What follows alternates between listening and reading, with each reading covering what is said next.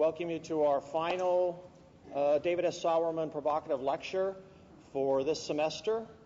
I'm glad to see you all here. You can feel free to move up if you'd like. You don't have to have big empty spaces. Before I go any further, I would appreciate it if everybody could look at their electronic alter egos, pull them out, maybe turn them to stun or turn them off. Appreciate that. And also, I'd like to let you know that after the lecture, we'll be going to Gordon Biersch's to continue the discussion with Larry. So this will be a meeting of what we call the Barstool Economists. And so this is for members, but people who might like to become members or anyone else who'd like to join us. This lecture series started in fall of 2001 to foster our vision of higher education, challenging ideas and developing critical thinking in an environment of respect for intellectual discourse. As we said before, we want you to relax, we want you to ponder what's said, and to enjoy the evening. Larry Reed is here and will be outlining the history of attempts to design monetary policy. We will provide a question and answer period at the end of the presentation to allow the audience to ask about specifics. It's our hope that the lecture will allow a more thorough understanding of this topic and a greater appreciation for well-reasoned and diverse opinions. I'd like to introduce Larry. Lawrence Reed is the president of the Foundation for Economic Education located in Irvington, New York. And for those of you who don't know about FEE provides a lot of educational material for instructors, but also provides a summer seminar series that I believe runs 7 days? 5 days, and there you have 7 sessions each summer, so that people who are interested can go and meet with other people who have similar interests and spend 5 days studying various readings. And I haven't had a chance to do this. I've done another seminar. I highly recommend it. It's a great experience. So, and I say that because this year FEE's participation has grown dramatically, and they were actually able to fill their summer series for this summer by March. So if you're thinking about it for next summer, it's never too soon to get started. Larry also served as the president of the Mackinac Center for Public Policy in Michigan for 20 years and remains their president emeritus. He holds a BA in economics and an MA in history. He taught economics at Midlands Northwood University, where he chaired the department and designed a successful dual major in economics and business management. And I have to say, when Larry sent me some information to kind of make a brief introduction, he's had such a wide and varied experience. It was more fun reading than it was trying to condense it down. But I'll just give you some highlights. He holds 2 honorary doctorates and Grove City College's Distinguished Alumni Award. He's authored over 1,000 articles and 5 books. He's traveled extensively with many exciting adventures, although sometimes exciting isn't always pleasant. I'm sure he would agree. Including recording an authentic voodoo ceremony in remote Haiti, visiting Cambodia with his friend Dr. Hang Nor. He was detained in Poland when visiting the anti-communist underground, and spent time with the Contra rebels in Nicaragua and also with rebels in Mozambique during their civil war. Please join us in welcoming Larry Reed.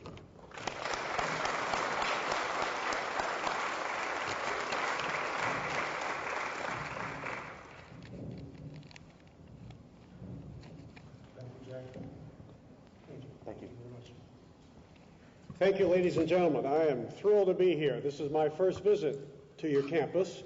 I have known of and thought very highly of San Jose State for a number of years, at least since first meeting your economics department chairman, Lydia Ortega, I don't know, maybe 7 or 8 years or more ago, I think, in Michigan. First in Washington and then in Michigan at the Mackinac Center when she visited there. Can you hear me okay? Is the sound system all right? Okay, great. I'm going to talk to you today under the title of The March to Centralization, with a special focus on money and monetary history of the United States from the founding of this country with the creation of the Constitution in 1787 to the beginning of the Federal Reserve System in 1913. As I originally put this talk together, those dates struck me because we're talking about 1787 to 1913. That's the 19th century bracketed by 13 years on either side. So if any of you are, what's the term, triskaidekaphobians, I think, allergic to 13, the number 13, you'll have a problem with this lecture because 13 keeps showing up over and over again. It seems that whenever we talk about the role of government in money, as is the case in so many other areas, we end up inevitably talking about a litany of unintended consequences. Unintended consequences. And much of the history I will share with you today is the history of consequences that prove to be very different from what the originators of one policy or another thought they'd be. And as I was thinking about that, I thought I should come up with some kind of an opening joke that illustrates something about unintended consequences. And the best one I could remember is one about a woman who had a pet parrot, which proved to be a very talkative bird. And this parrot had a very bad habit of repeatedly saying, every time company would come to visit, friends would come over, this parrot sooner or later would start up and it would say repeatedly, "Say, fellas, I'm a swinger." To be honest with you, the way I first heard this, it was not quite that. I've sanitized it just for you to keep it. It was a little racy, but anyway, we'll say, "Say, fellas, I'm a swinger." That was close to what the bird said, and it really got to be rather annoying to this woman, and she decided to do something about it. So she talked to her priest and told him about the problem and said, "Can you help me?" And he said, "Oh yeah, no problem at all. I have 2 parrots of my own. They are the most pious, religious birds you'll ever meet. They say their prayers, they say the rosary, they have their beads. You leave your parrot with my 2, and I promise in no time at all, mine will straighten her out." And so the woman did, and sure enough, after a short piece of time, her parrot said, "Say, fellas, I'm a swinger." Whereupon one of the other birds turned to the next one and said, "Put your beads away, Charlie. Our prayers have been answered." Unintended consequences. Many people, because this is what they have been typically taught, think of the 19th century in American history as an era of laissez-faire, of limited government, hands-off. Government basically started out very, very small, didn't grow much, didn't do much, and let the economy take its course. And certainly, compared to the economy of the 20th century, government had hands-off to a far greater degree, but it was hardly a laissez-faire environment in money, at least, as I hope to demonstrate to you over the course of this talk. In fact, almost from the beginning, there were some centralizing tendencies, beginning under Alexander Hamilton, our first Treasury Secretary, that, with a few interruptions, continued to grow over that period and serve as, I think, a useful backdrop in understanding the coming of the 20th century and specifically the adoption of our central bank of this day, the Federal Reserve, in 1913. There were things that happened in the 19th century that helped to propel the country in the direction of the formation of a very powerful central bank that we've now had for some 90 years, almost 100 years. And incidentally, if you're wondering where do I stand on some of the issues concerning the Fed and its policies today, maybe I should tell you right up front, I'm not, generally speaking, a friend of the Fed. In fact, I can hardly think of another federal agency that has more fully failed the promises made on its behalf or made by it or by Congress, its creator, over the past 90 years than the Federal Reserve. Over the years, we've been told that, well, we need the Federal Reserve because it will iron out the business cycle for us. It will provide a stable currency. It provide just the right amount of currency to facilitate trade and commerce. And in the 40s, it was charged with the additional responsibility of promoting full employment. But then when you look at the actual record over the past 90 years, what do you find? Since the Fed was created, we have had one Great Depression, and even the current head of the Fed admitted publicly that the Fed's fingerprints were all over that one, the Great Depression. We've had one great one. We've had 10, 11, 12, I don't know how many recessions, so the business cycle's hardly been ironed out. If anything, it's been exacerbated. And we have a currency now that's worth about a nickel of the value it had when the Fed began. And it seems to me that if in 1913 we had charged a private authority, if we'd said to a private company, here, we're going to put you in charge of the nation's money, these are your responsibilities, we'll pay you to take care of that job, long before this, we'd probably have some of them behind bars. Or at the very least, we'd be seriously questioning whether that was a wise thing to do based on the track record. So I'm not a great friend of the Fed or of central banking in particular. So that is a caveat. I share with you now some thoughts about the trend to centralization during the 19th century. I referenced ever so briefly Alexander Hamilton, our first Treasury Secretary, and he's typically lauded in the history books as a very great man. In some ways he was, but he was also the author of some of these early centralizing tendencies. He was a big supporter of a national bank. He was in favor of what we would today call corporate welfare. In fact, he was one of the architects of what surely must have been America's first, or certainly one of the two or three first, forays into government actually setting up business in competition with private firms. Does anybody here know what that business was? Started under the Washington administration that had the federal government actually setting up a business in direct competition with private firms, a firm in particular run by a famous man named John Jacob Astor. What business am I thinking of? Fur trading. This has long been forgotten in our history, but it is a colorful story of the U.S. government under Washington, our first president, actually deciding to get into the fur trading business. And it was motivated in part by this observation that this guy in the Northwest territories, like the Great Lakes states at that time, John Jacob Astor was conducting a very lucrative private business in fur trading. And the thought in Washington was, well, we can't have this guy. I mean, he's not connected with the government. He's going to be monopolizing the fur trade. He's dealing with all the Indians on our frontiers. I mean, we should have a government presence in this business. So they established a government fur trading company. And they had government fur trading posts in competition with John Jacob Astor. And the contrast between the two is remarkable. This first real serious experiment of government in business in contrast to an existing private firm. In the case of Astor, what he's trying to do is to get the Indians who know the countryside, know the area in the Great Lakes in particular, to bring their pelts or to trade those pelts with him, which he would then market primarily along the East Coast. So he had to think of ways to attract the Indians. He had to think of ways or things that they would want.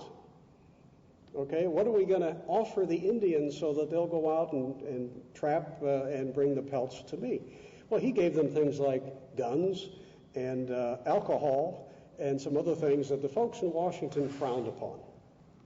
The man put in charge of the government fur trading company was named McKinney, and he made this statement early on. He said, we're not just going to trade with the Indians, we're going to amend their minds and hearts.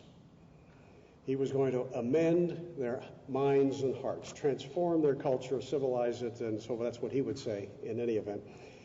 And so here's how he conducted business. Instead of sending men out to find the Indians and trade with them, make it convenient for them to trade, he just built a few government outposts and expected the Indians to come to him. And then in terms of what he was going to offer them, instead of giving them things that they wanted, he thought, no, we're going to give them things that we think they should have. And this operation of government, year after year, turned in huge losses, was subsidized by the Congress, finally shut down in an atmosphere of scandal. I think it was in the 1820s, maybe very early 1830s. And they had an audit of these government fur trading posts to find out, well, where had they invested the public money that obviously proved to be such a colossal failure.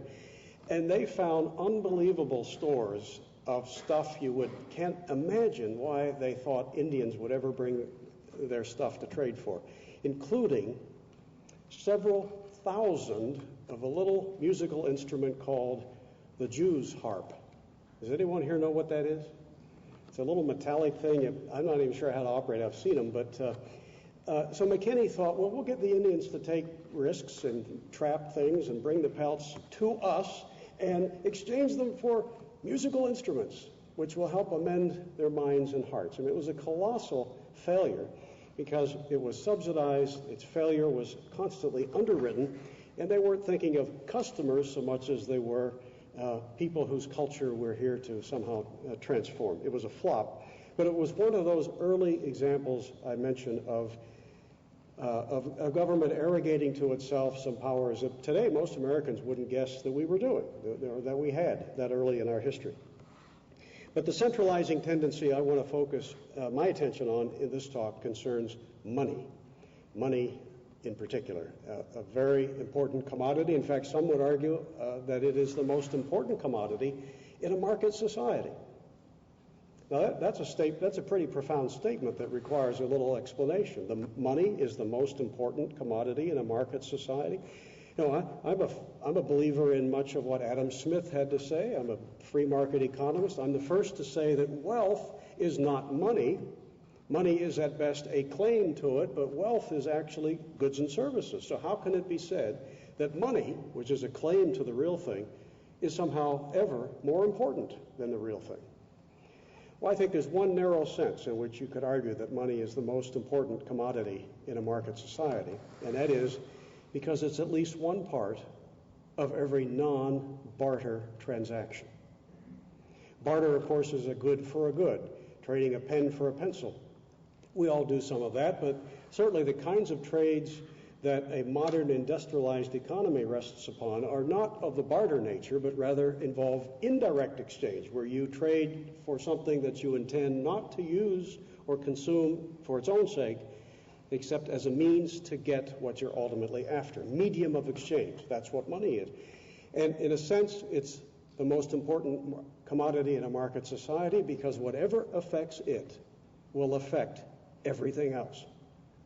If you don't get it right, if you screw up your money, you will suffer far-reaching consequences. Ruining the money of a society or deranging a nation's finances by playing games with the monetary system has serious consequences, all the way from eroding savings, discouraging investment, driving away investors, to generating business cycles. There's a lot of mischief that can be accomplished if you have the wrong entity, organization, forces, or people in charge of money. So you got to get it right. And I'm one of those believers in putting the marketplace in charge of money as much as possible. You might think that with America's reputation as being a relatively laissez-faire free enterprise economy early in its history, that we must have had free enterprise in money.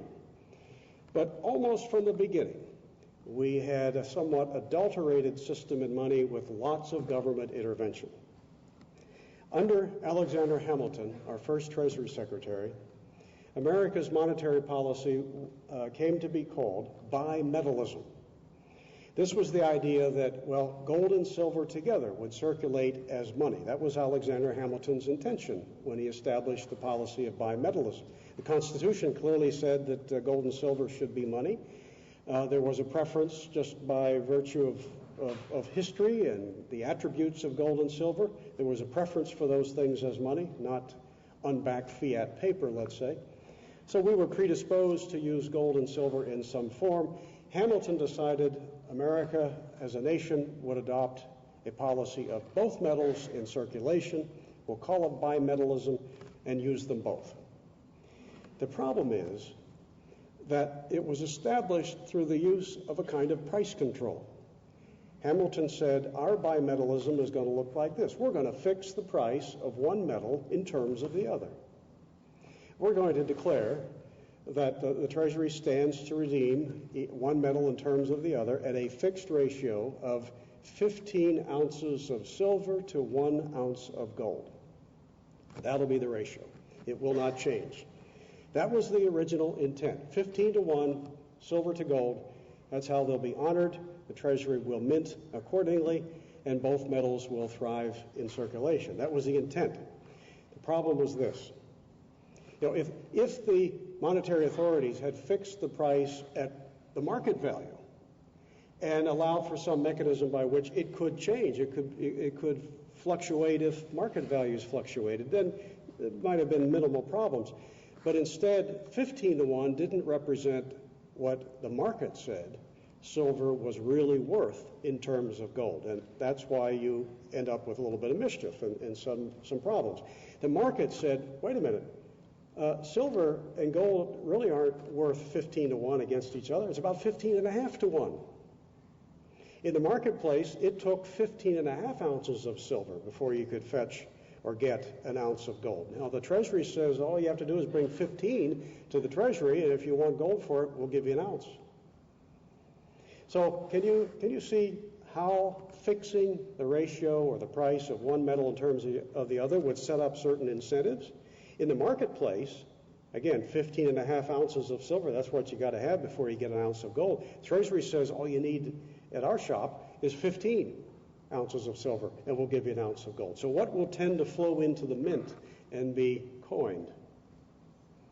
Silver, because silver is artificially overvalued at the Treasury, and gold is artificially undervalued. So what happens? Silver goes to the mint. That's where you get the most for it. Takes less of that to get an ounce of gold at the Treasury than any place else.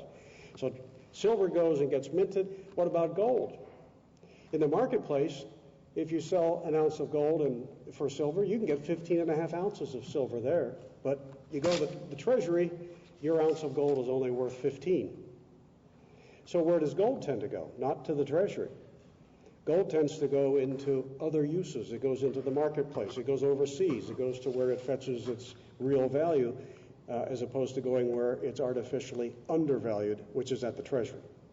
So even though Hamilton's intent from the early 1790s was to have a national bimetallic, two metal circulating policy, what actually happens is America goes to a de facto or in fact silver standard.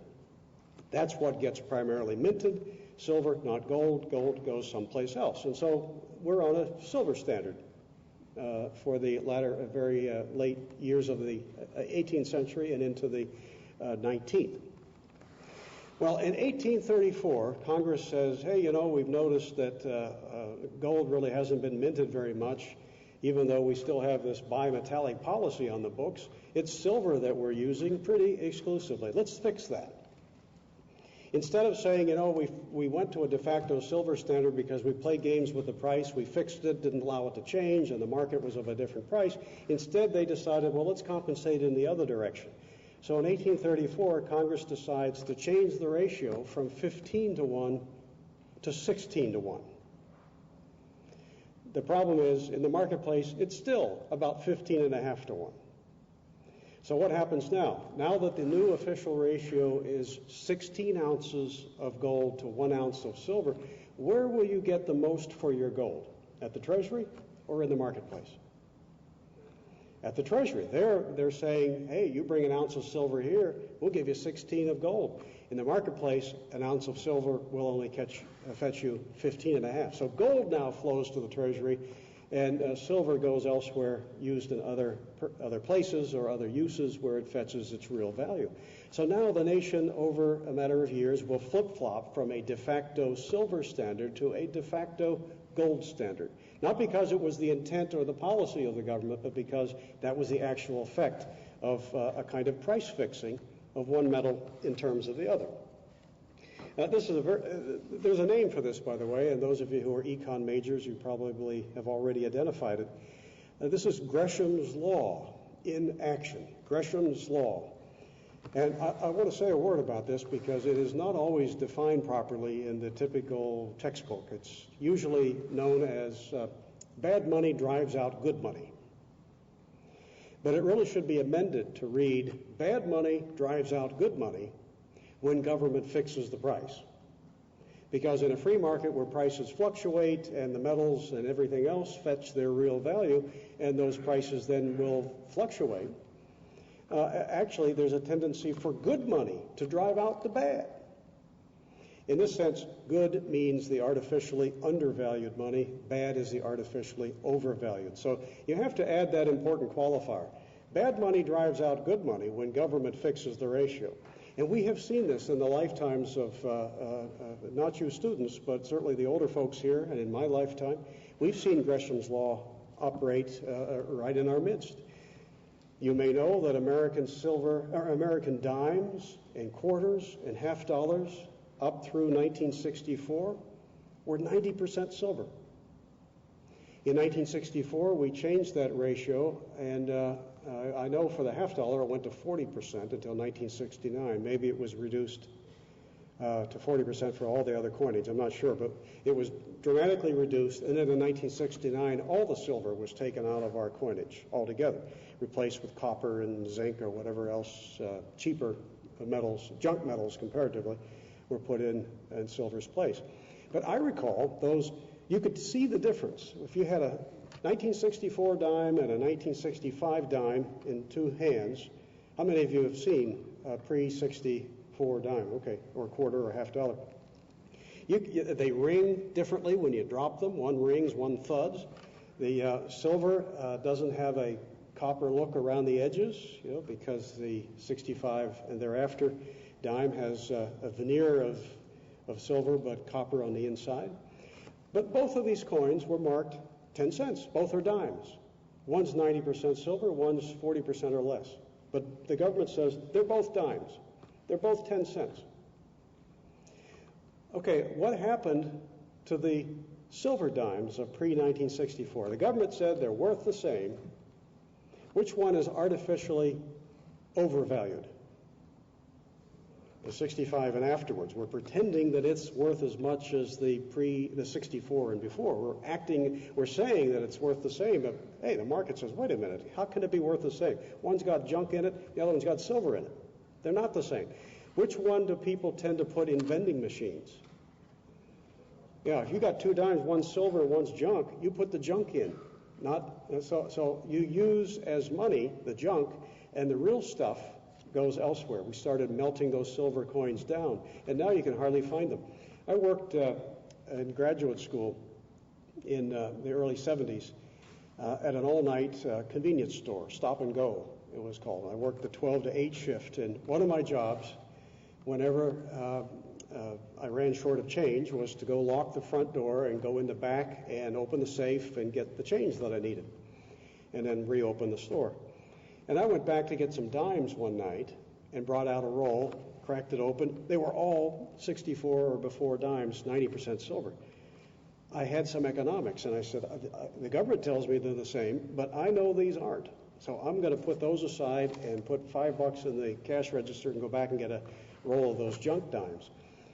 I brought another one forward, and it was pre-60. Somebody had robbed their granddaddy's piggy bank or something, because I ended up with 9 rolls of those dimes, and I swapped them for the face value in paper money, but I personally took them out of circulation. So that's Gresham's Law in action. I took the artificially undervalued stuff, and I didn't sell it. I still have it to this day, but I didn't stick it in a vending machine because I knew it wasn't worth what the government said it was. It was worth more. Gresham's Law. Well, that will operate throughout the 19th century and flip us from first a de facto silver to a de facto gold standard. Other interesting things are happening in this decade of the 1830s, too, by the way. It's a colorful decade with some wonderful, fascinating people and organizations. There's one group that flashes across the political firmament briefly called the Locofocos. How many have heard of them before? Locofocos. Okay, they were great. If I had lived back then, I'd have been a Locofoco. They are a fascinating group. They were a faction of the Democratic Party of Andrew Jackson, especially prominent in New York State and that part of the country. And they were debating with other parts of the Democratic Party just how far to take Jackson's war on the second bank. Jackson, we hadn't talked about that just yet, but Jackson was against the central bank, and we had one since 1816, the second bank of the United States. And by refusing to allow its recharter in 1832, it came to an end in 1836 and expired. And those who were in favor of things like hard money, sound money, market-based banking instead of central banking with political authorities holding sway, cheered that decision of Andrew Jackson. The Locofocos thought he was terrific on that. They wanted to go even further. I like to cite the Locofocos for a number of reasons, but I should first tell you why they got that name. There was a convention in October of 1835 in New York of the region's Democrats. And the Locofocos were the radicals, although they'd be the first to say, no, we're not radical. We're from the same party as Jefferson and Jackson. We believe in very small, limited government that provides a fair field and no favors and equal rights for all, and doesn't set up banks and businesses and so forth, leaves that to the marketplace. That's hardly radical. That's what they would say. But the other faction of the Democrats, run in New York largely by the Tammany Hall machine, were of a different perspective on some of these things, and they clashed with these radicals. And at this convention, the non-Locofocos, the non-radicals, were successful at expelling from the convention one of the leaders of the radicals, a man named William Leggett, who was the intellectual writer for the Locofoco movement, which not yet had that name. But they expelled him, and that caused such a fuss at the convention that finally the group that expelled Leggett, they walk out of the convention in disgust against the others. And as they leave, they blow out all the gas lights, leaving the convention in darkness.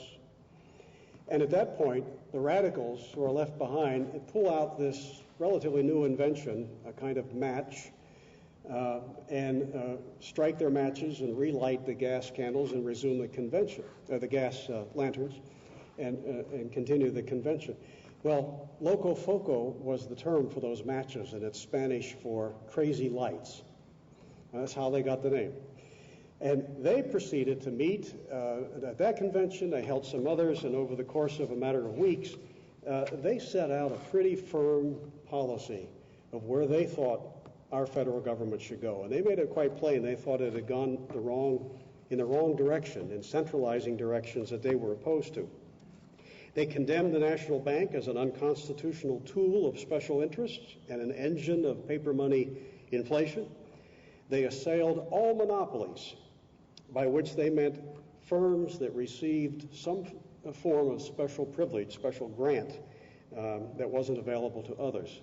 That was the original feeling on the part of our founders and that generation as to what monopoly was. It wasn't a company that got big. It was a company that enjoyed some kind of favor, special privilege from government, as opposed to being a creature of the free and competitive marketplace. The Locofocos endorsed a strict construction of the Constitution and demanded an end to all laws, quote, which directly or indirectly infringe the free exercise of equal rights. They were first known as the Equal Rights Party, only later as the Locofocos. In their words, here's part of something they called their Declaration of Principles. I love these people. I love the way they state this. The true foundation of Republican government is the equal rights of every citizen in his person and property and in their management. The rightful owner of all legislation is to declare and enforce only the rightful power of all legislation is to declare and enforce only our natural rights and duties, and to take none of them from us. No man has a natural right to commit aggression on the equal rights of another, and this is all the law should enforce on him. The idea is quite unfounded that upon entering into society, we give up any natural right. The Convention of Locofocos pronounced, quote, hostility to any and all monopolies by legislation, unqualified and uncompromising hostility to paper money as a circulating medium, because gold and silver are the only safe and constitutional currency, they declared, and hostility to the dangerous and unconstitutional creation of special vested rights by legislation. And here's a ringing assertion of the role of government as an enforcer of equal rights for everyone, no exception. Quote, "We ask that our legislators will legislate for the whole people and not for favored portions of our fellow citizens, thereby creating distinct aristocratic little communities within the great community. It is by such partial and unjust legislation that the productive classes of society are not equally protected and respected as the other classes of mankind." Great people. And they had significant influence within the Democratic Party. In fact, the successor to Andrew Jackson, Martin Van Buren, whom Professor Hummel has written about very favorably, was greatly influenced by the local FOCOs. And it's fair to say that with his election, many of the important planks of the local FOCO movement were embodied now in the presidency in the form of Martin Van Buren. Okay, so much on the local FOCOs. This was also the age, by the way, of Henry Clay. If there's one father, aside from Alexander Hamilton, of the increasing centralization of the economy over the 19th century, I would have to say it's Henry Clay would share that with Alexander Hamilton. He was a leader of the Whig Party, which believed very strongly in having a national bank. It believed in corporate welfare. It was, of course, the party from which Abraham Lincoln will spring and later form the Republican Party. Henry Clay, I'm not certain if he ever actually said this. He ran for president several times, never made it. But he is credited with having said once, "I'd rather be right than president." And I look back on his career and I have to say, he died in 1852, never having been either. Not a fan of Henry Clay. But, excuse me. Now, in banking, I should say a word about banking. We had no central bank from the time the second bank was killed in 1836 until the Federal Reserve, although under Abraham Lincoln we will see major steps in the direction of centralizing the banking function. But this is otherwise an era of lots of competition, not complete laissez-faire, but at least of competition among banks. And not every bank was an honest bank. There were some banks that, having the power to issue paper receipts, call them dollars, in exchange for gold or silver on deposit, overissued their paper. But the most interesting thing is the market response to this problem of some banks being dishonest in their issuance of paper money. The more honest banks had a direct and powerful incentive to sort of blow the whistle on the inflating banks. Good way to put them out of business if you could call them on the overissuance of their paper money. And out of this came something called the Suffolk system, originating in Massachusetts, where some sounder banks said, we got this problem of these other banks, some in the hinterlands of the country, cranking out paper, and it's really not worth what they say it is. They can't possibly redeem it in the gold that they promise. So what we're going to do is, as those paper notes heap up in our banks, we're going to take a bag of them, hand them to a rider, a redemption rider, as they were called, put them on a horse and say, go to that bank and demand the gold for those paper notes that they've issued. And that actually was a kind of market mechanism that served to discipline some of these inflating banks, engineered by some of the sounder ones who wanted to blow the whistle on them. Interesting market response to this problem. And guess what some state governments did? You might think that if they're committed to things like the rule of law and the right to contract, the sanctity of contract, that any bank that made a promise it didn't or couldn't keep right from the start could be open to redress of grievances through a court system or the police, enforcing the right of contract. But time and again, in the interests of the general public, you had state governments that would actually legalize the overissuance of paper by these banks by, quote, suspending specie payments. letting some of these inflating banks get off the hook. That's not an aspect of a genuinely free market with the rule of law and property rights and the right of contract being enforced. It was a harmful intervention by some state governments to prop up inflating banks. Not a good thing. But nonetheless, with a fair amount of competition and the absence of a central bank, we muddled through it all, and then along comes the Civil War. Lots of mischief with regard to money and lots of centralization in the Civil War. In the North, you have the National Banking Act, which partially cartelizes the nation's banks. You have the issuance of paper greenbacks with a promise to someday pay in gold. And as a result of the overissuance of those greenbacks, they decline in value substantially. But in the South, the situation's even worse. In part because, of course, the South lost the war, but also because they printed a lot more. The paper money of the Confederacy will ruin the savings of hundreds of thousands of people across the South, because within 4 years, it became utterly worthless. Not the first time in American history that a paper currency was overissued until it became worthless. We did it with a continental dollar from 1775 to 1781. But the South did it again and did it thoroughly with its paper money. Now here we are after the Civil War. We've just been burned, whether you live in the North or the South, by excessive issues of paper money. There's a longing, once again, for a sound currency. How do we get back to it? The South has ruined its paper. The North has depreciated its substantially. Now, how do we get back to some kind of semblance of sound, stable, reliable money, a metallic currency? Congress begins to make steps in that direction. In 1873, Congress passes a law called the Coinage Act of 1873. Now, that's its official name. But very shortly thereafter, because there are a lot of people in the country who think inflation's a good thing, we need to print more of that paper, they will look back on this act and call it the crime of 73. What did it do? The Coinage Act of 1873 simply discontinued the coinage of the silver dollar.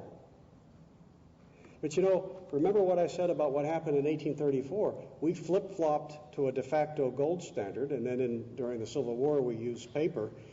We really hadn't been using silver as money for years, so this act simply ratified what had been the actual case. It just said we're not minting silver anyway, so hereafter we're not going to mint it.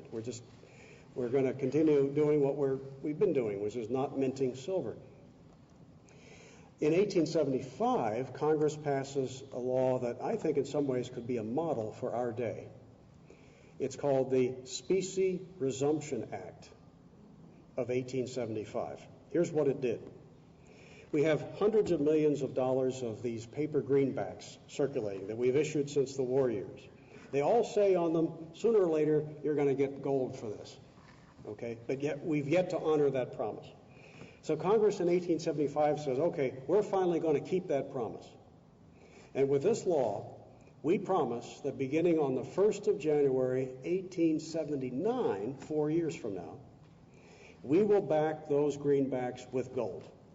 And we'll do it at par, meaning at the rate we promised on the note. We're not going to cheat you. We're not paying you 10 cents on the dollar. We're going to pay 100 cents on the dollar, starting on the 1st of January, 1879. They gave themselves some time to make sure the gold reserves were sufficient to honor the promise to redeem greenbacks. I think that's an honorable move.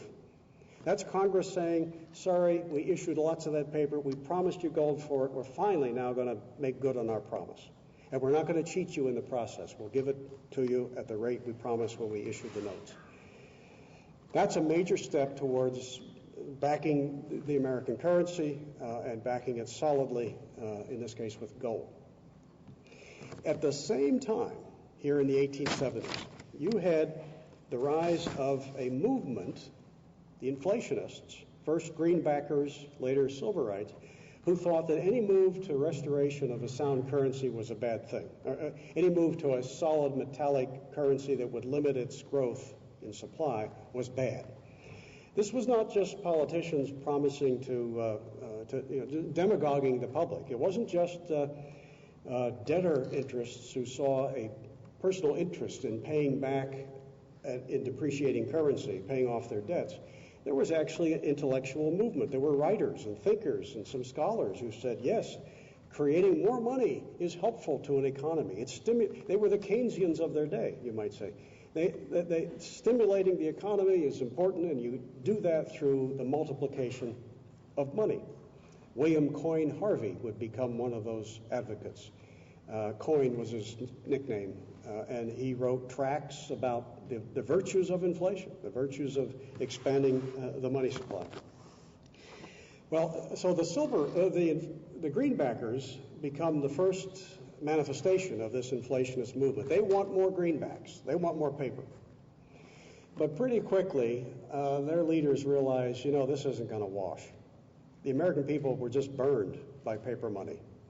If you lived in the South, yours was wiped out. If you lived in the North, you saw huge depreciation. Trying to sell the American people on paper inflation again, they're not going to go for it. Congress is already passing laws that put us in the other direction. So they have to if they want inflation, they got to come up with another way to get it. So they decide, hey, let's do it in the form of silver. So there's a transformation of these inflationists from greenbackers to silverites. And essentially what they want is for the government to start buying up large quantities of silver. They wanted to mint silver and honor its redemption in gold at the ratio of 16-1, the old 1834 rate.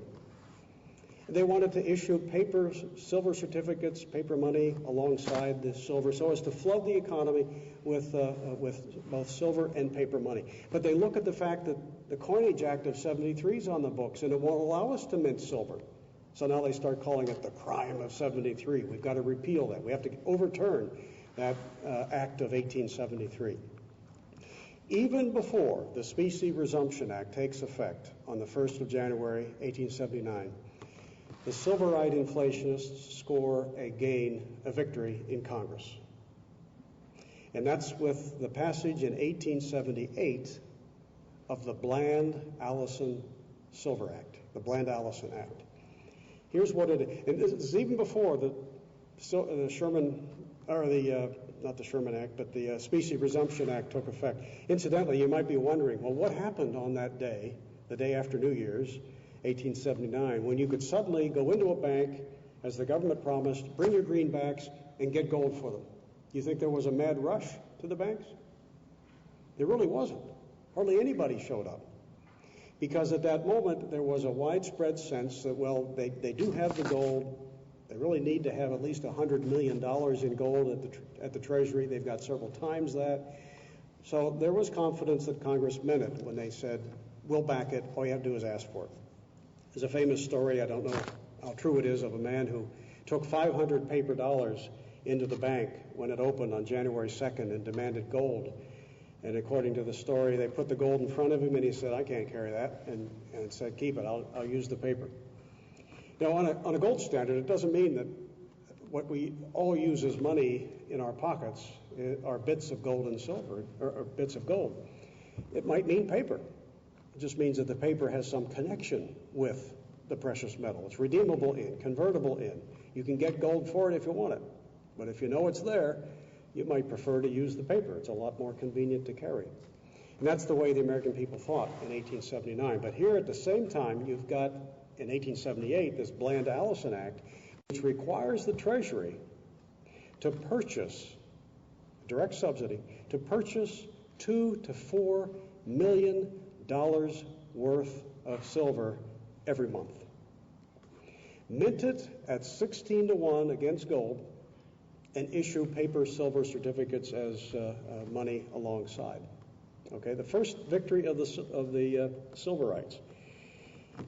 The problem is that ratio of gold to silver that I told you had been so remarkably stable at about 15.5 to 1 for a long time is now changing.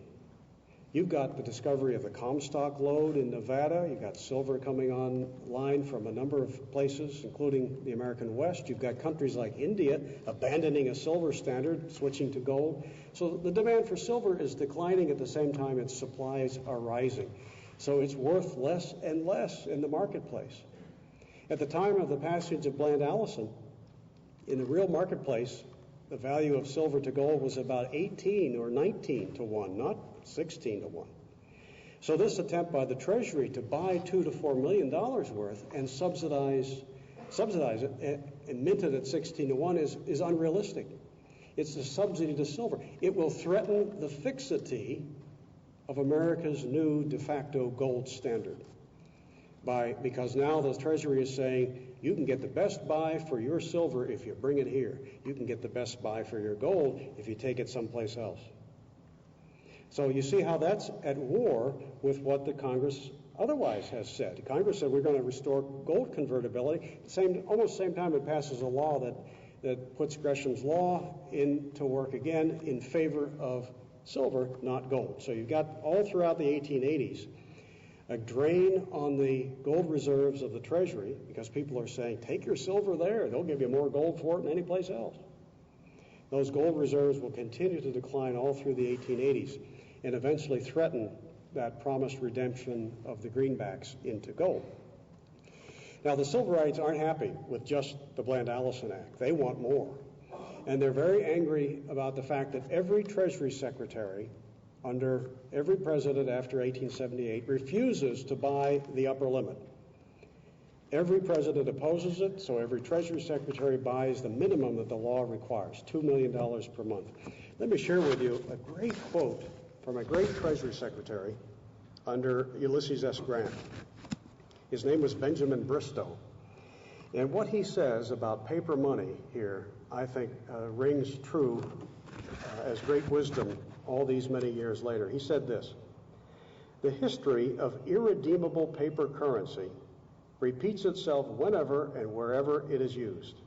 It increases present prices, it deludes the laborer with the idea that he's getting higher wages, it brings a fictitious prosperity from which follow inflation of business and credit, an excess of enterprise in ever-increasing ratio, until it is discovered that trade and commerce have become fatally diseased. When confidence is destroyed, then comes the shock to credit, followed by disaster and depression and a demand for relief by further issues." Does this ring a bell? The universal use of and reliance on such a currency tends to blunt the moral sense and impair the natural self-dependence of the people, and trains them to the belief that the government must directly assist their individual fortunes and business, help them in their personal affairs, and enable them to discharge their debts by partial payment.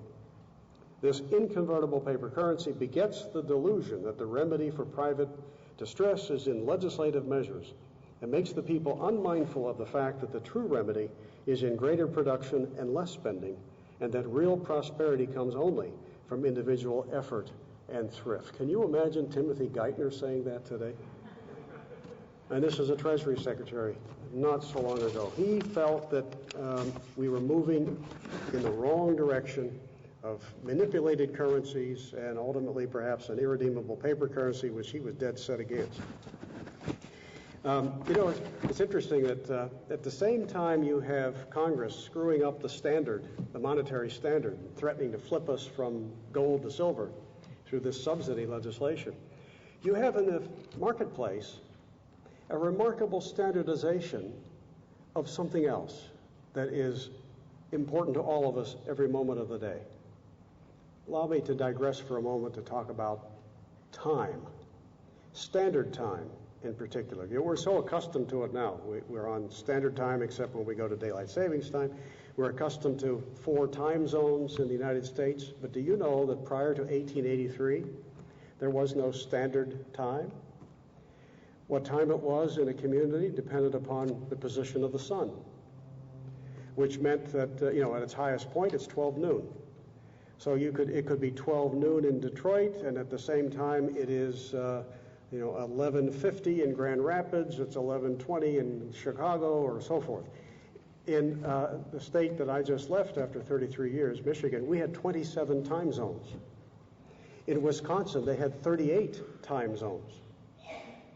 And it was very difficult increasingly so, for the railroads, who, as they begin putting more trains together and pushing them further down the track, they're crossing more territory. How do they decide, when a train will arrive? What time do you quote? Will it be the time that you think it is back where the train left, or where the local folks think it is? And there were actually collisions of trains because they couldn't get this right. You know, what time is it, wherever the train is? So the railroad said, we got to fix this. We can't run across one state and have 38 time zones. You can't figure out what time it is. These trains are ramming into each other. So the railroads came up with this idea known as railroad time, where they said, our trains will, you all can figure whatever time you want, but for purposes of the trains, we've got 4 national time zones: Eastern, Central, Mountain, and Pacific. And it was such a hit, and that much of the rest of the country rather quickly followed suit and picked up on it, ran with it. And market forces, in effect, in the form of the necessity that the railroads saw, standardized time for us. And would you believe, governments of the day didn't always go along with that. The U.S. government refused to acknowledge it, and they ordered bureaucracies throughout the federal government to recognize only God's time, not railroad time, until the First World War. The city of Detroit, which I can tell you from my knowledge of Michigan has always been behind time in a lot of ways, they were one of the last holdouts. Their city council actually passed an ordinance saying, we will not go by this newfangled railroad time. We're going to go by God's time. It's 12 noon when the sun's, all that kind of thing. Henry Ford in later years went around with a watch that he designed that had 2 clocks on it, Detroit time and standard time.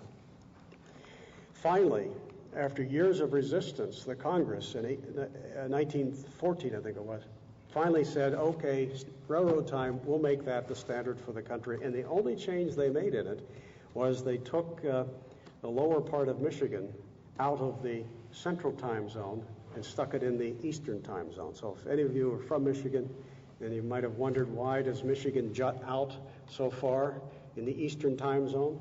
It's because Congress decided to make that change for whatever purpose. But it was the railroads that standardized time for us. At the same time, the Congress was screwing up the standardization of our money. The Silverites continued to work for more subsidy legislation, more paper money, more silver. They get their wishes in 1890. They really get just about everything they could hope for with the passage of the Sherman Silver Purchase Act of 1890. Here's what it did. This was under President Harrison, a Republican president, in between the 2 terms of my hero, Grover Cleveland. The Sherman Silver Purchase Act required the Congress to buy 4.5 million ounces of silver every month. You see the difference in denomination? Bland Allison was $2 to $4 million worth. Sherman was 4.5 million ounces. How do you compare that? 4.5 million ounces of silver represented virtually the entire output of all American silver mines. So the Congress is now buying up virtually every ounce of silver that comes forth from American mines. It requires the Treasury to mint at 16 to 1, that old ratio again. But meantime, by the early 1890s, silver is 25 to 1 in the marketplace, 30 to 1, because it's falling in value. Market forces. Here's Congress saying, we're going to honor it at 16 to 1. We're going to pay twice what it's worth at the Treasury. So can you imagine what that does in terms of the gold reserves? Everybody's running to the Treasury to taking their silver and saying, wow, give me gold. I can get twice for it here than I could get in the marketplace. Silver floods into the Treasury, gold flees, and the minimum that the Treasury was thought to have to protect the redemption of the greenbacks becomes perilously close to exhaustion. Grover Cleveland is re-elected president in 1892. A hard money man, one of my favorite presidents because of this issue. He knew that all this crazy silver subsidy stuff was bad, had to get rid of it. The only president to serve 2 terms that weren't consecutive. He was elected in 84. In 88, he lost for re-election, even though he had more popular votes than Benjamin Harrison. He comes back in 92 and beats Harrison, becomes president a second time. Within weeks, he's facing a panic and depression.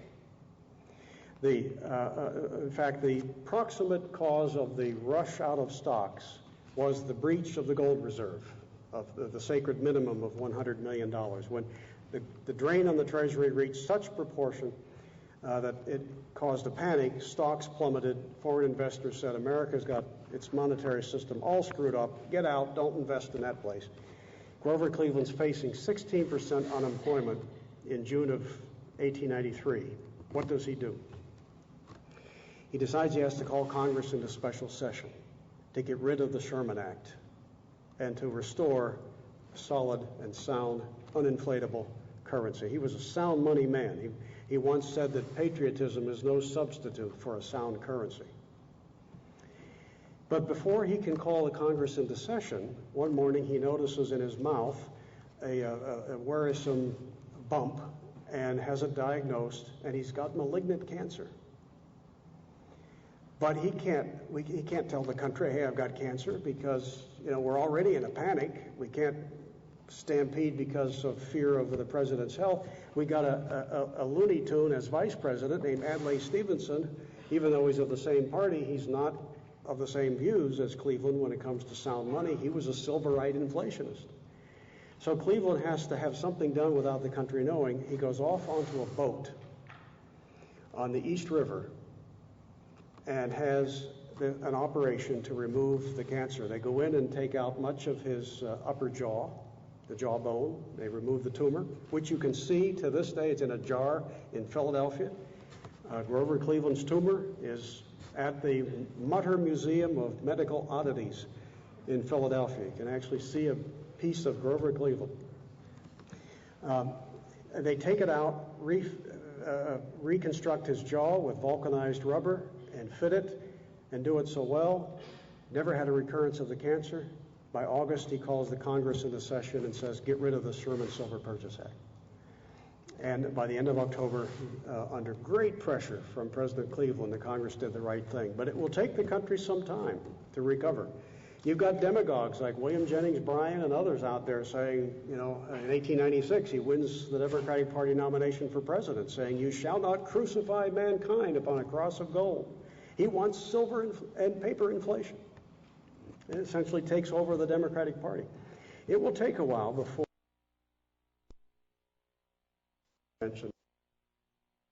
what a change in the Democratic Party from Grover Cleveland, who pretty faithfully maintained the roots of the party that go back to Jackson and Jefferson before limited government, and the next Democratic president, Woodrow Wilson.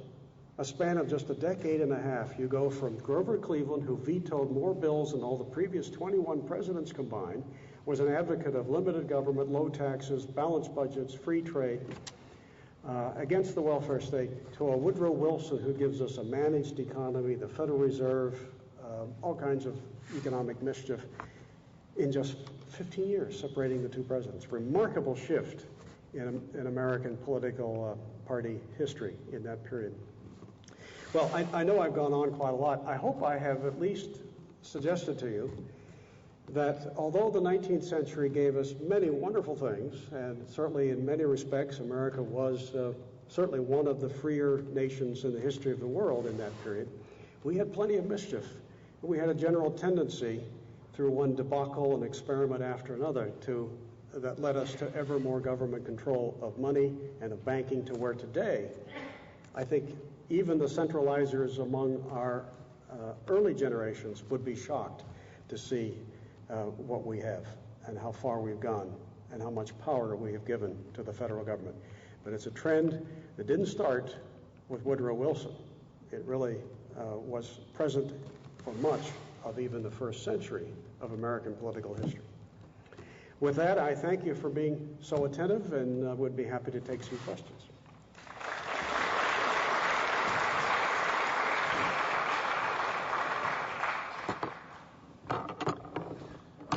What's that? Yes, I still have the mic on.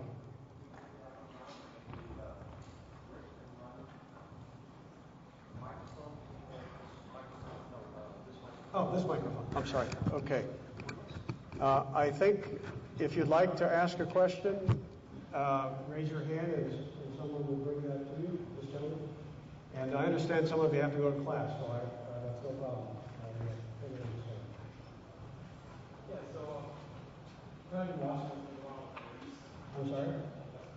I'm kind of watching what's been going on with Greece and my default, I get bailed out. And a lot of mainstream economists are saying that, the main difference between them and us is that we can print money, as if that's a good thing. And I was just kind of wondering your thoughts on that subject. Yeah, there have been some segments on the news, I think even special, maybe on Fox News, asking the question, is Greece America a few years from now?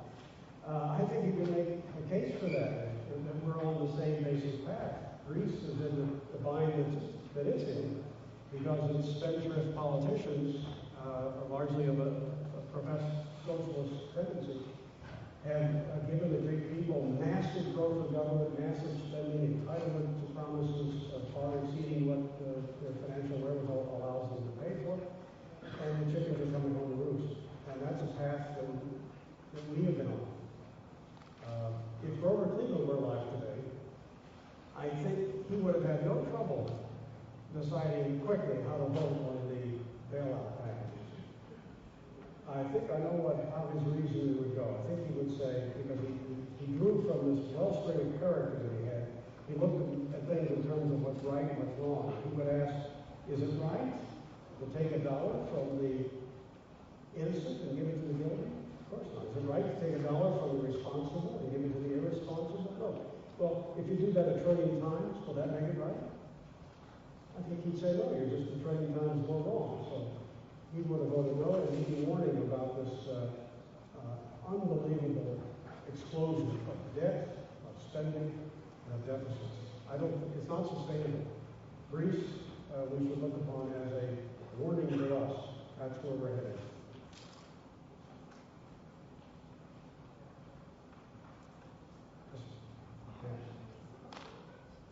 Hey, thanks very much, Larry. That was a fantastic talk. It gave us a lot to think about. I mean, with your personal anecdotes and history and Austrian economics mixed in, it was very informative. Can you tell us a little bit about how the fact that we have, and I'm probably showing my ignorance, about monetary economics, but the fact that we have fiat currencies generally today.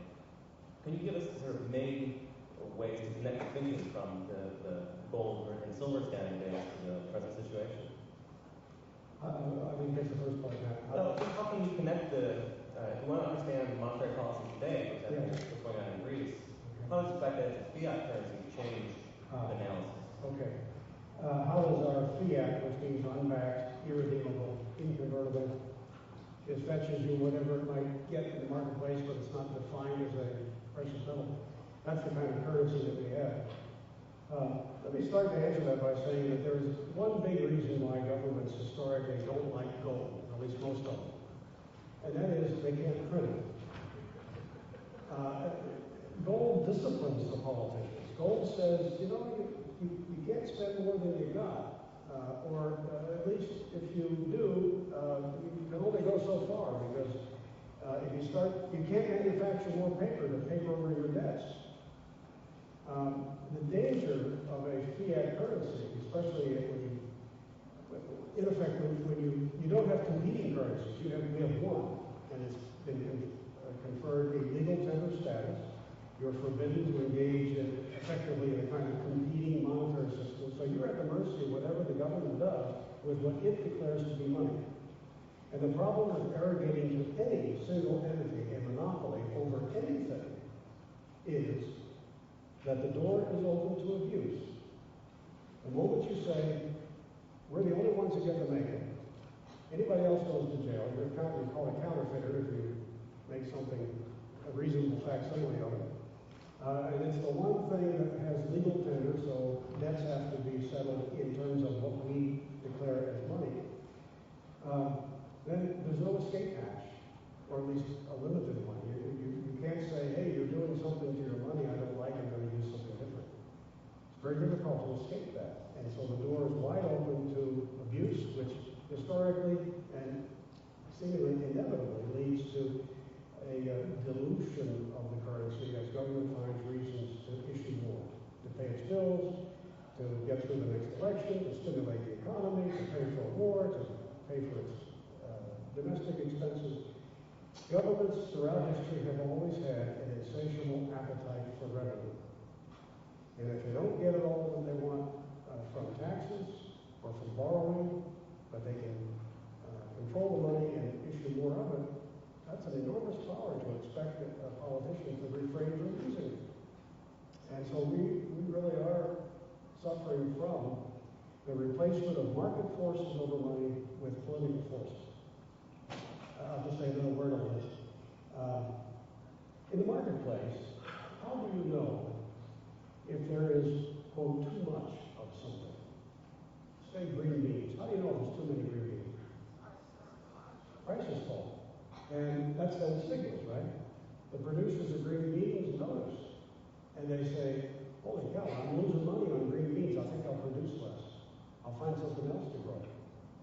And so it doesn't go on endlessly because market signals discipline the manufacturer. The problem with money is that the market is sending signals year after year, single-digit rates, every now and then double-digit rates, that they're overdoing it. But that signal never strikes the producer, never threatens the producer with, you're going to go out of business like the green bean manufacturer would do if you grew too many beans. We short-circuited the discipline of market signals.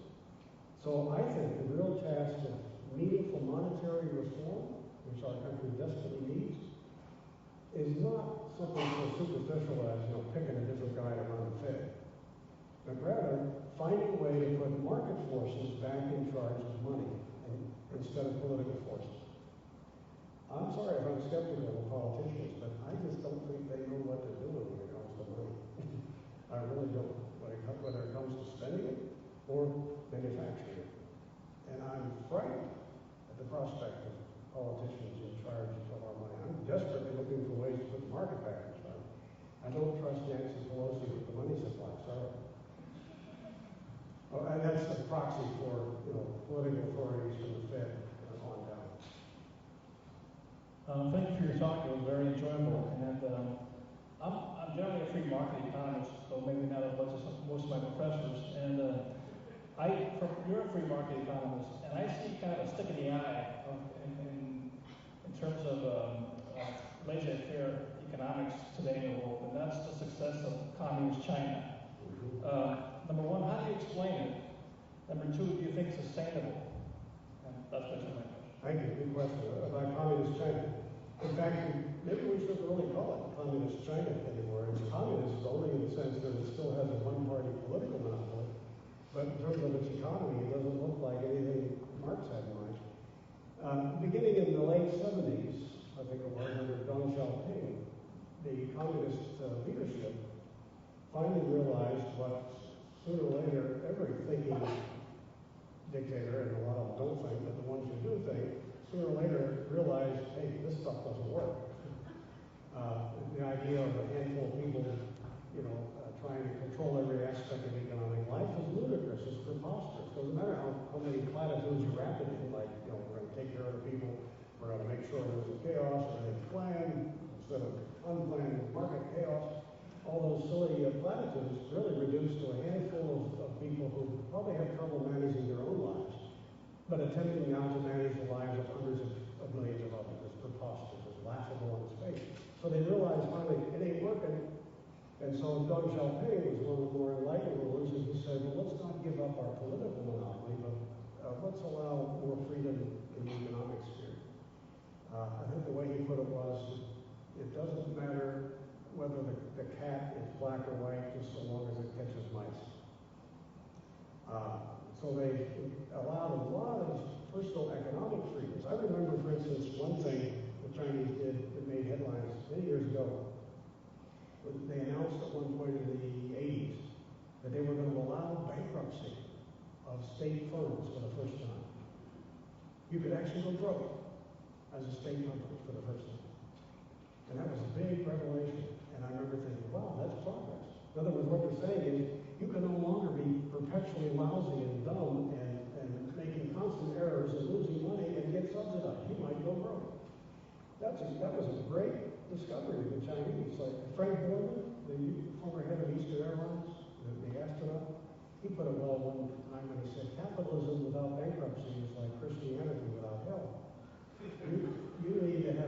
of bankruptcy to shake you up. And so that helped improve the Chinese economy. Now, remember Tiananmen Square, 1989. What happened in the 80s, I think, was the Chinese were beginning to realize, hey, it does make sense to be free economically. And if it makes sense to be free economically, why shouldn't we be free politically?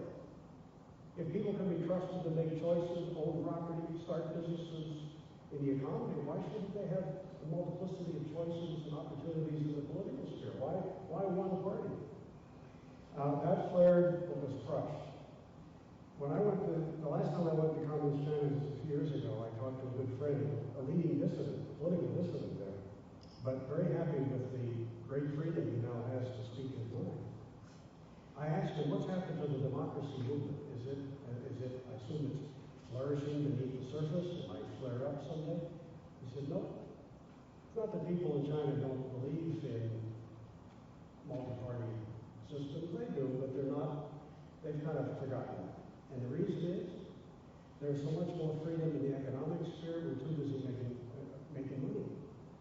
If the government leaves us alone in the economy and doesn't otherwise screw things up too badly, let them have their political monopoly. We're too busy making money. Is that sustainable? I have my doubts. I think in the long run, as the older generations die off, the younger generations come up, I think, if I had to guess, there'll be a revival of the so-called democracy movement at some point. And the one-party political monopoly will give way, peacefully or otherwise, at some point to some multi-party competitive political system. But that's just a guess. I don't think the inherent contradictions, I think, make it unsustainable to have a free economy, but to tell people, but we can't trust you in politics. I don't think that's going to wash in the long run. People are going to say, we need to be freer in both spheres. Yes? In the last year or so, the Fed's balance sheet has more than doubled, from under $1 trillion to over $2 trillion. And what they did is they just printed money, gave it to, and bought a bunch of collateralized debt obligations and mortgage-backed securities on the market. Right? So that position is going to have to be unwound. Yeah. And that has resulted in trillions of dollars sitting in banks as excess reserves on the one hand. On the other hand, a bunch of paper sitting on the Fed's balance sheet, which are probably not going to hold the maturity. So that's going to be unwound. It's going to lead to downstream ramifications. So what are your predictions?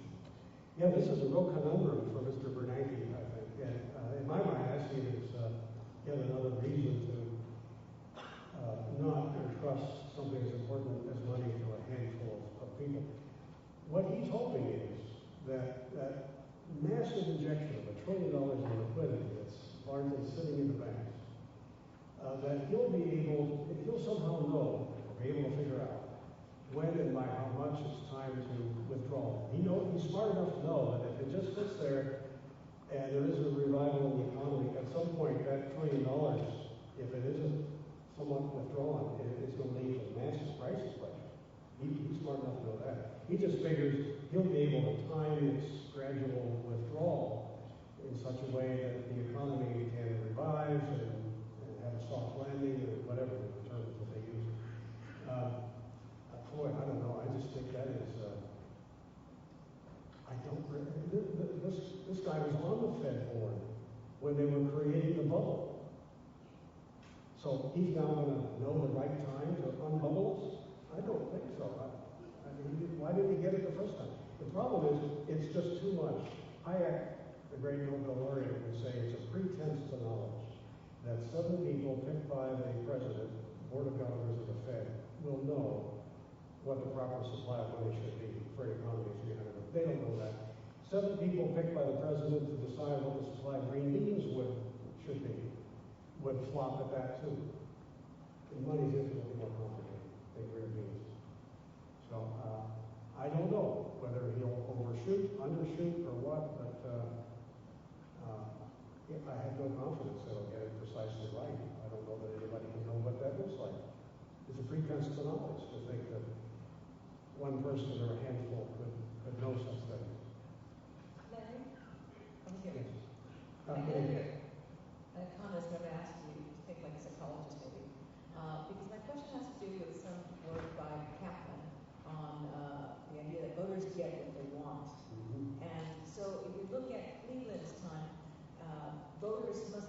railed and asked for help with the crisis, as they're doing now from Greece, as Merkel has to face the pending disaster that might be, and put aside the possibility of the inflation.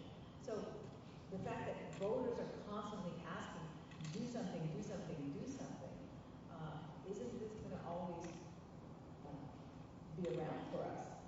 That's a big problem. It wasn't such a big problem in Cleveland's day.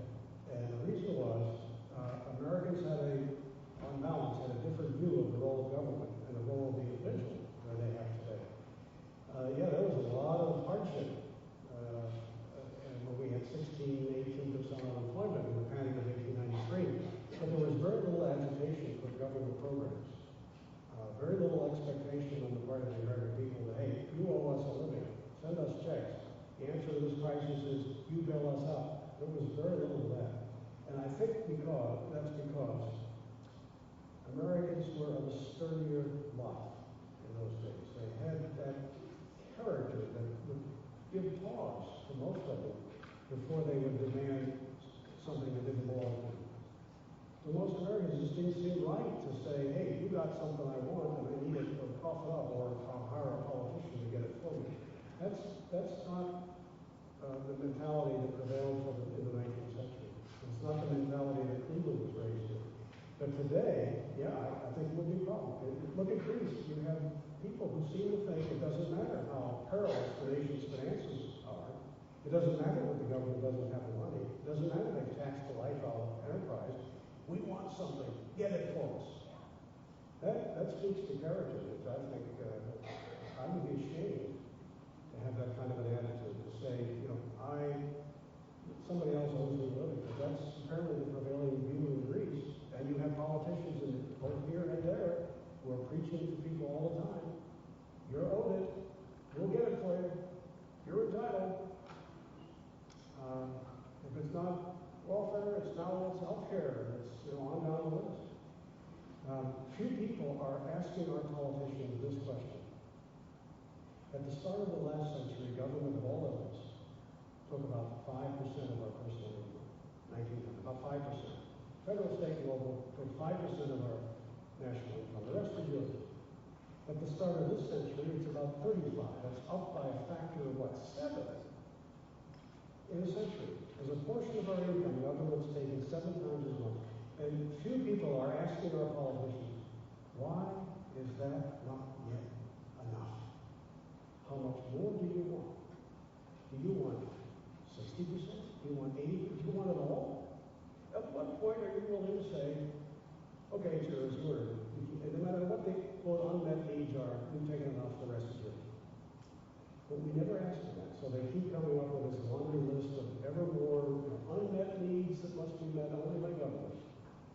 And it just grows and grows and grows, and nobody's asking the question, we just go to 100%, you want it all?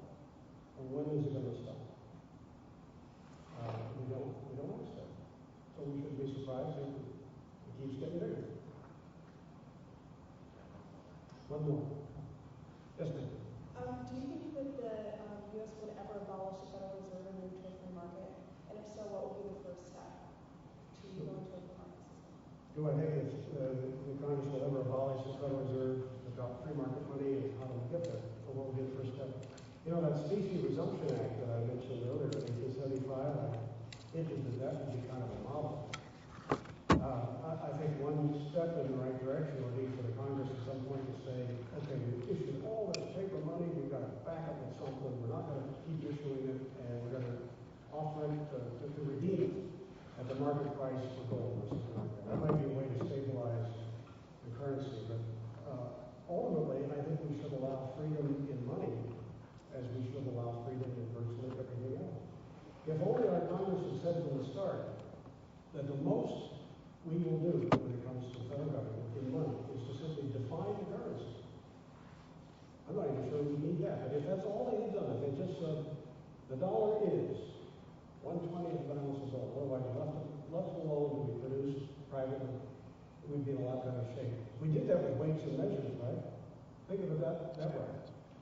Congress says a foot is 12 inches, a yard is 3 feet, a pound is 16 ounces, and so forth. But it doesn't go further and say, but only the government will make yardsticks and rulers and measuring cups. It says anybody can. You meet the definition. If there's no fraud, no deception, if it's 3 feet and you call a ruler, you can make one. And sell it for the best you can get. And you only prosecute if you're fraudulent. If you sell a ruler and it's only 11 inches, you tell people it's a foot, you can be prosecuted. But if it meets the definition, there's no dishonesty, why should you monopolize it? Why should we have the government making yardsticks and rulers and measuring cups? So I think something like that kind of thinking would be helpful when it comes to money. Will they ever abolish the Fed? In my mind, I think so. I'm enough of an optimist to say I think that day is coming. I just don't know whether it's going to come because we will allow the Fed to take us to monetary disaster and then we'll recognize it and deal with it then, or whether we'll come to our senses along the way and discipline it or abolish it and replace it with market forces. I don't know which way, but I think the current system is not sustainable. Thank you all very much.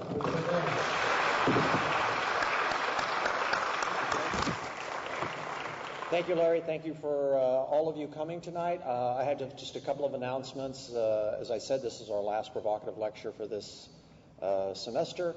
We do have 3 scheduled in the fall. Our first one will be on September 23rd when Dr. Ben Powell will be here from Suffolk University.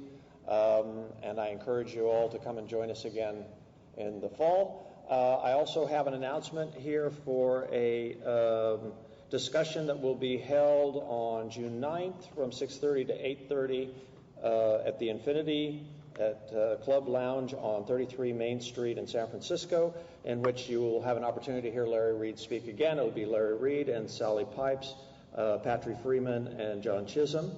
And we cordially invite you to enjoy that. After this, we will be meeting at Gordon Biersch's at 33 East San Fernando. If you would like to join us, we'd be happy to see you there. Good night, and thank you all.